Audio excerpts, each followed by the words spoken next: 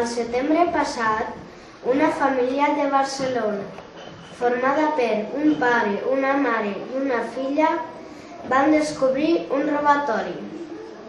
Tot això va succeir a Lleida.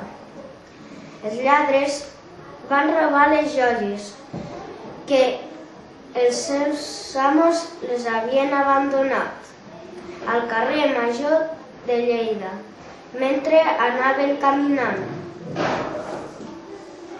Tot això es va solucionar quan la policia es va trobar robant les joies.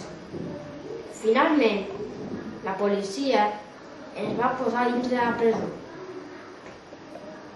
de Barcelona.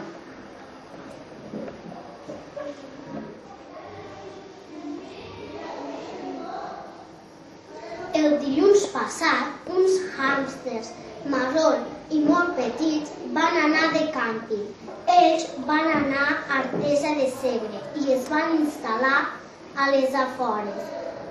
Mirant per un forat, van trobar un tresor i se'l van quedar perquè van voler.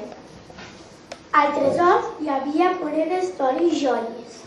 Gràcies a aquesta troballa, els hàmsters van fer famosos i van sortir a la televisió de TV3.